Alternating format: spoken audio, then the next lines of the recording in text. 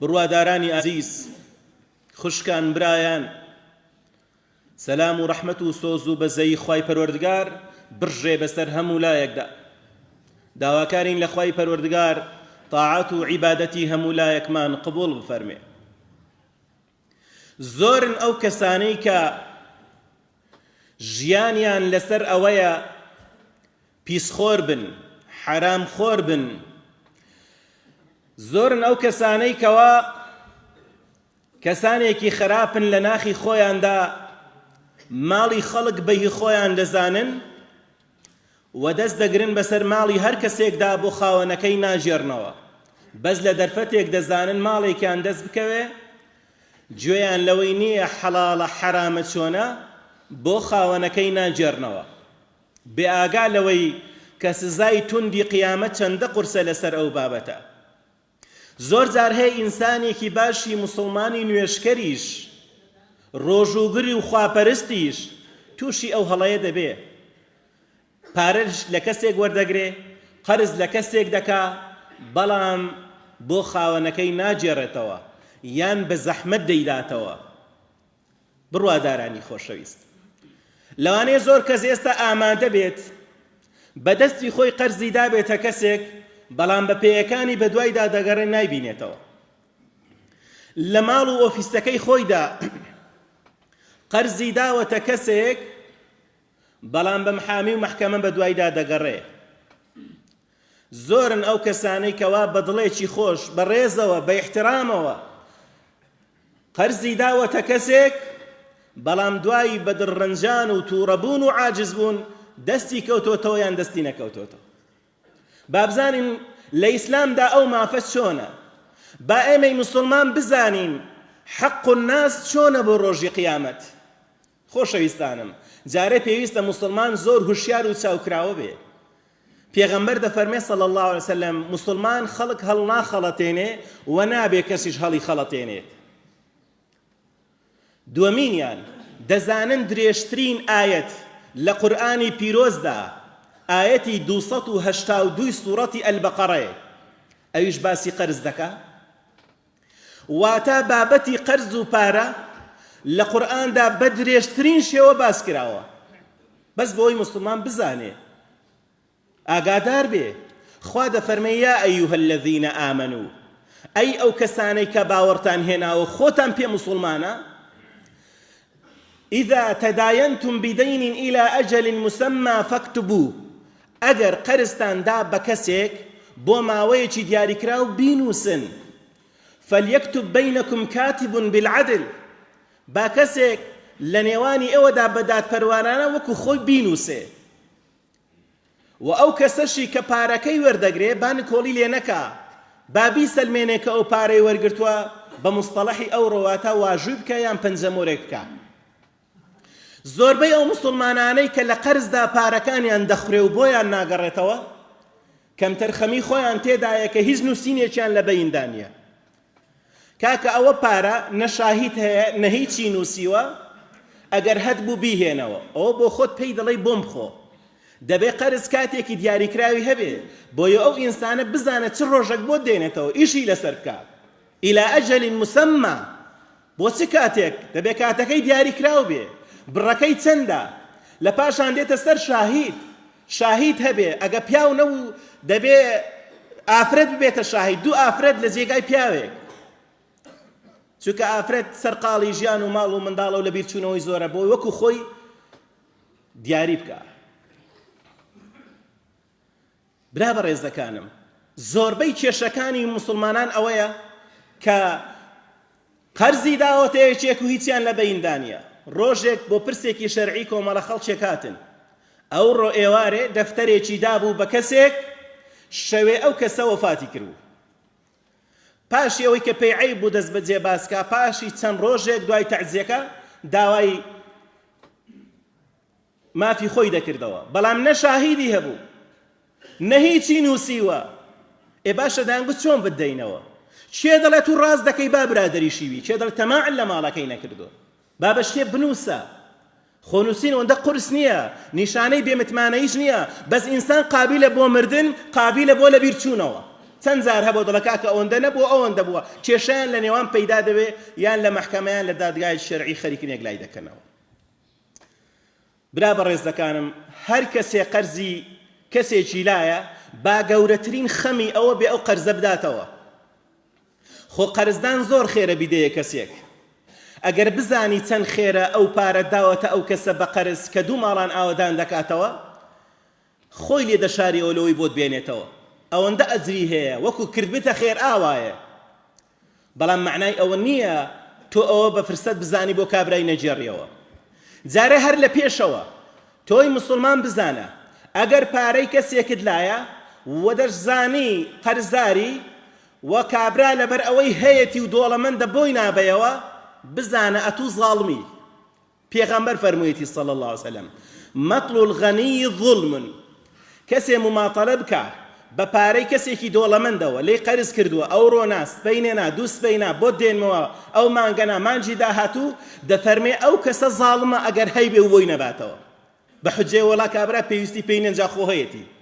ئەگەر کابرا دۆڵەمەند بێت و تۆش پارەت هەبێ و قەرزاری بی و بۆی نەبێەوە تۆ زاڵمی پێغەمبەر دەفەرمێ صلی الله عليه وسلم ئەتا لە ڕیزی زاڵمانی لە ڕۆژی قیامەتدا. برا مسلمانەکان ئیمانداران گوێ بەو فەرموودەی پێغەمبەری خوا بگرن صلی الله عليه وسلم. ڕۆژێکیان پێغەمبەری خوا صلی الله عليه وسلم لەگەڵ سەحابەکاندا دانیشت بوو چاوی بۆ ئاسمان بەرز کردەوە دەستی بە نێو چاوانی خۆیەوە گرت و فەرمووی ئای لەو عەزابە توندە کە دابەزی بۆیان ئای لەو سزا بە ئێشە کە دابەزی. سەحابەکان نەوێران بپرسن هەموویان ترسان دەبێت چ سزایەک دابەزی بێ دەبێت ئەوە سزایە بۆ چێ بێ ئەو عەزابە بۆ چێ بێ چ تاوانێکی کرد بێ. ڕۆیشتنەوە بەیانی محەممەدی کوڕی جەحش بە پێغەمبەری فەرموود صلی الله عليه وسلم ئەی پێغەمبەری خوا دوێنێ فەرموود عەزابێکی زۆر بە ئێش دابەزی ئەو عەزابە بۆ چێیە؟ پیغمبر صلی الله عليه وسلم فرموی والذي نفس محمد بيده سندم بو خواي جاني أو محمدي بدستا لو أن رجلا قتل في سبيل الله ثم أحيا ثم قتل ثم أحيا ثم قتل وعليه دين لا يدخل الجنة أو ما يدخل الجنة حتى يقضى عنه دينه. پیغمبر فرمووی صلی الله عليه وسلم قسم بەو خوای جانی ئەو محەممەدەی بەدەستە سوێندم بەو خوای ڕوحی محەممەد المستەفای بەدەستە ئەگەر کەسێک لە پێناوی خوا شەهید ببێ کە لە شەهید گەورەتر نییە پاشان ڕوحی بەبەرداکەن و بێتەوە دنیا دیسان شەهید ببێتەوە پاشان ڕوحی بەبەرداکەن و بێتەوە دنیا پاشان شەهید بێتەوە پاشان ڕوحی بەبەرداکەن و بێتەوە دنیا دوایە شەهید بێتەوە چاوی بە بەهەشت ناکەوێ هەتا قەرزەکەی بۆ نەدرێتەوە چاوی بە بەهەشت ناکەوێت تا قەرزەکەی نەداتەوە. عەزاب هەیە تەهدید هەیە لەوە بە قووەتر و شەدیدتر زۆر کەس هەیە لەو گۆڕەی قەرز ناداتەوە کەسێکی خێرخوازی چاکەکار یارمەتی خەڵک دەدا قەرز دەداتە ئەو قەرز دەداتە ئەو تۆ وا دەیترسێنی کەوا قەرز نەداتە کەس لە دوای ئەوەی یارمەتی کەسێکی کەش نەدا وا چاوترساوی دەکەی. بۆیە ئەو شەهیدەی کە لە پێناوی خوا دەمرێت کە خوا لە هەموو گوناهێکی خۆش دەبێ بەڵام لەو بابەتە لێی خۆش نابێ چونکە خوای پەروەردگار ئەو مافەی داوەتە کەسی خاوەن قەرز ئەو دەبێ بڕیار بدا. پێغەمبەری خوا صلی الله عليه وسلم ڕوحم بە قوربانی بێ ئەگەر کەسێکیان هێنا بایە مزگەوت جەنازەیە پرسیاری ئەویان لێ دەکرد قەرزدارێیان ناجارێ ئەو کەسەی بۆ خۆی خۆی کوشتبا یا ئەو کەسەی کەوا قەرزدار بە پێغەمبەری خوا نوێژی لەسەر نەدەکرد. سەحابەیەکیان هێنا دوای ئەوەی کە شوردیان و کفنیان کرد و بۆنیان لێدا و لە شوێنی جەنازەدایاننا تەکلیفیان لە پێغەمبەری خوا کرد صلی الله عليه وسلم ئەی پێغەمبەری خوا نوێژی لەسەر بکە بەڵام بەرگوێی پێغەمبەر کەوتکەوە 2 دیناری لەسەرە 2 دینار. پێغەمبەر صلی الله عليه وسلم فەرمووی صلوا على صاحبكم بۆ خۆتان لەسەر ئەو برادەرەی خۆتان نوێژ بکەن واتە پێغەمبەر نوێژی لەسەر نەدەکرد. ئەبوو قەتادە کە سەحابەیەک بوو زگی پێسووتا کە سوکارەکەی هەستیان بە ئیحراجێکی زۆر دەکا پێغەمبەری خوا نوێژ لەسەر ئەو جەنازەیە نەکا تەنها لەبەر ئەوەی 2 دیناری لەسەرە. ئەبوو قەتادە فەرمووی پێغەمبەری خوا ئەو قەرزە لەسەر من ئەو قەرزەی بۆ دەدەمەوە. پێغەمبەر فەرمووی صلی الله عليه وسلم تحملی ئەو قەرزە دەکەی ئەتوو دوای داوایان لێ ناکەیەوە تەواو ئەو ئینسانە خاوێن بۆ لەو قەرزەی فەرمووی ئەی پێغەمبەری خوا لە ئەستۆی من بۆی دەدەمەوە. ئەو جار پێغەمبەری خوا نوێژی لەسەر کرد. بەڵام ئەو کابرایە ئەوڕۆ قەرزەکەی نەدایەوە بەیانی قەرزەکەی بۆ کابرا بردەوە. پێغەمبەر صلی الله عليه وسلم گەیشتا بوو قەتادە فەرمووی قەرزەکەت بۆ بردەوە؟ فەرمووی بەڵێ ئەی پێغەمبەری خوا دوێنێ پێم نەکرا ئەمڕۆ دامەوە. گوێ لەو بەشەی بگرن. پێغەمبەر صلی الله عليه وسلم فەرمووی الآن حين بردت جلده فەرمووی ئەوە ئێستا پێستی لە تین و تاوی ئاگر ئیسراحەتی کرد. ئێستا لە دوایەوەی کە قەرزەکەت بۆ دایەوە. ماڵی خەڵک خواردن تاوانێکی گەورەیە. حتا ئەو لێبوردنە گشتیانەی کە دێن کە ڕەمەزانە کە حەجە چییە خوا لە هەموو شتێک خۆش دەبێت بەڵام لە قەرز نا لە مافی خەڵک نا. تەشبیه نەبێت چۆن حکوومەت بڕیار دەدا کە بە بۆنەی جەژنەوە لێبوردنی گشت بۆ سزنەکان دەربکە. بەڵام ئایا حکوومەت دەتوانێت کەسێ بە ئەنقەس کەسێکی کوشتووە بچی عەفوی کا لە باتی کەسوکاری؟ نا دەڵە سڵح بکە ئەو جار چکە بەریشت دەم لە دەرەوە دەتکوژنەوە تووشی کێشەیەکی کۆمەڵایەتی دەبی.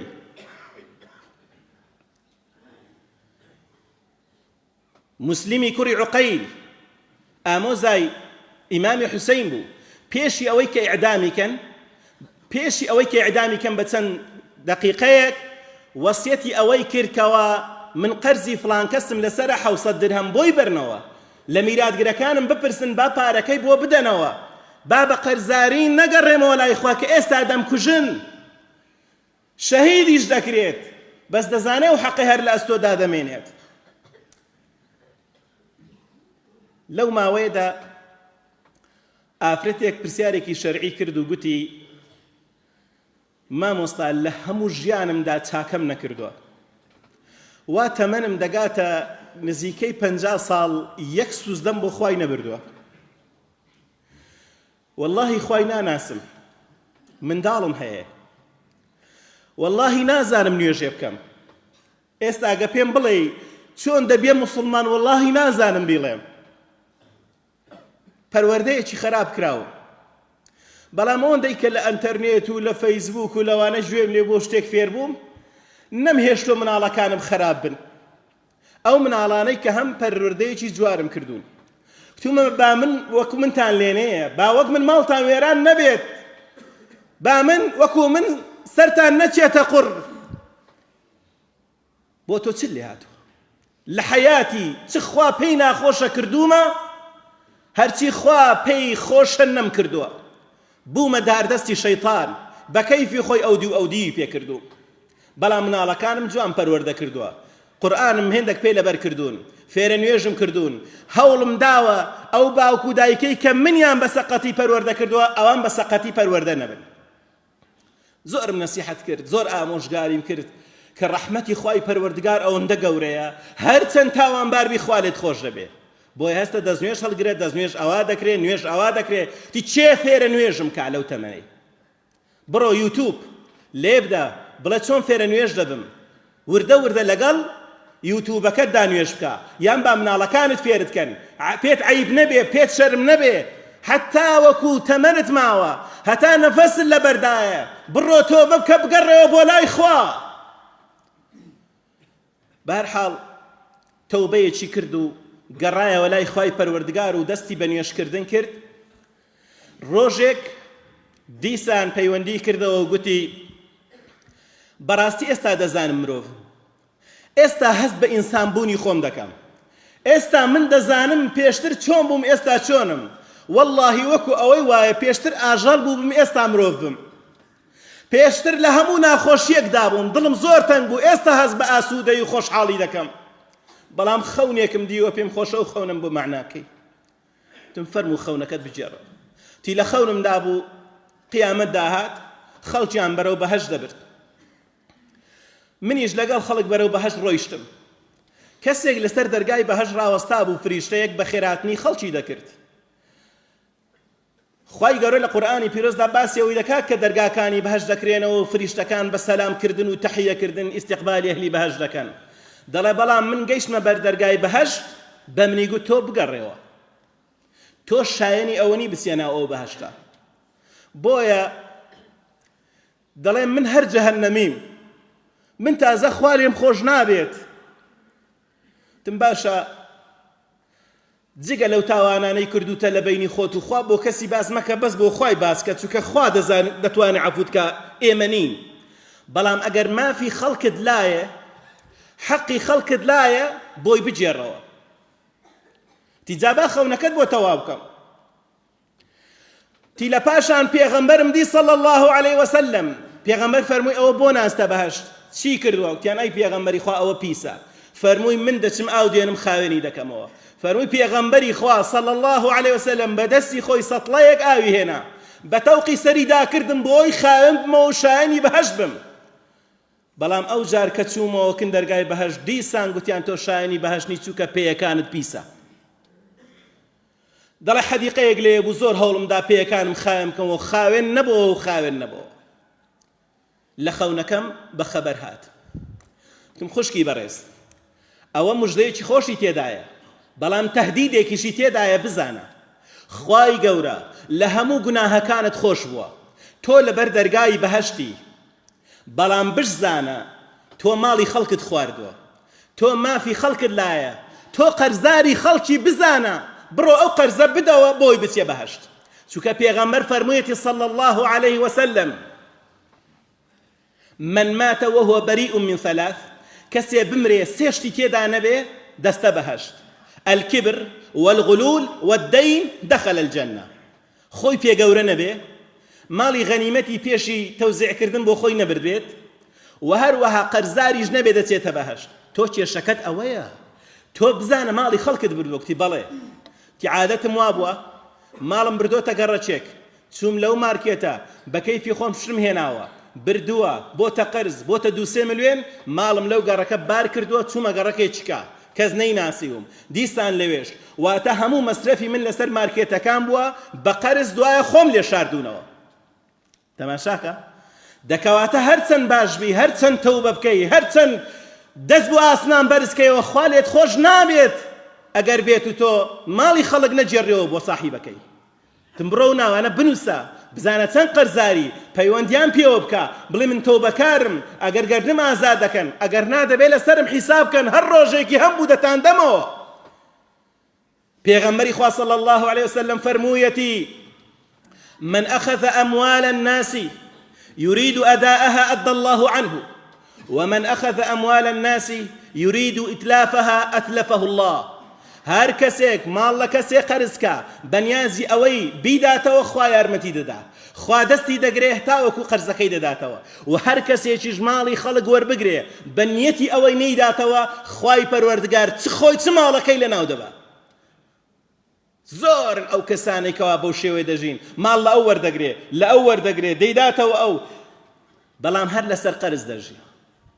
بۆ ئیماندارانی بەڕێز خۆشەویستانم، پێغەمبەر صلی الله عليه وسلم پەنای گرتووە بەخوا، خوایە پەنا دەگرم بە تو لە غەلەبەت الدەین، لەوەی قەرزدار بم بکەومە ژێرباری قەرزەوە، چونکە بۆ قیامەت زۆر بارێکی قورسە، زۆر گرانە. یا ربی خوایە بۆ خاتری ناوە جوانەکانت، بۆ خاتری سیفاتە بەرزەکانت، خوایە هەر کەسێک قەرزارە قەرزەکەی بۆ بدەیەوە، خوایە هەر کەس هەیە دەستی کورتە و قەرزارە، خوایە بۆ خۆت قەرزەکەی بۆ بدەیەوە یا ئەرحەم الراحیمین. یا ربی خوایە بۆ خاتری ناوە جوانەکانت لە قات و قڕی و قڕبەسەری ڕزگارمان کەی، خوا هەر کەسێ لە ئێمە چاکەی هەیە چاکەی زیاترکەی، هەر کەسێ خراپە و تاوانش کردو خوایە لێ خۆشبی، خوایە عاقبەت خێرمان کەی. یا ربی خوایە ئەو ڕۆژە بمرین کە تۆ لێمان ڕازی یا ئەرحەم الراحیمین، خوایە لەسەر گوناه و تاوان و مەعسیەت نەمرین یا ئەکرەم الئەکرەمین، خوایە لێت دەپاڕێینەوە بەو کاتە پیرۆزە، لەو ڕەمەزانە پیرۆزە، لە ماڵەکەی تۆدا میوانی تۆ یا رب العالمین. جگە لە تۆ هیچ کەسێک بەخوای خۆمان نازانین و لە هیچ کەسێک کەش داوا ناکەین، خوایە ئێمە بەندەیەکی گوناهبار و تاوانباری، خوا تۆ ئەرحەم الراحیمینی قەڵەمی عەفو بەسەر گوناهەکانمان دابێنی. خوا چۆن لەو ماڵەدا کۆکرد و دنیا و لە بەهەشتی خۆتدا کۆمان کەیەوە بەدەستی پێغەمبەری خوا لە حەوزی کەوسەر ئاوماندا یا ئەرحەم الراحیمین لەگەڵ پێغەمبەران و پیاوچاکان و سدیقان و شەهیداندا حەشر و حیسابمان کە یا ئەکرەمە الئەکرەمین خوای نەخۆشە شیفای دەی خوای شیفای نەخۆشەکانمان دەی ئەوەی گرفت و کێشەیەکی خوا بۆی چارەسەر کە یا ئەرحەم الراحیمین اللهم آمين سبحان ربك رب العزة عما يصفون وسلام على المرسلين فوز المستغفرين استغفر الله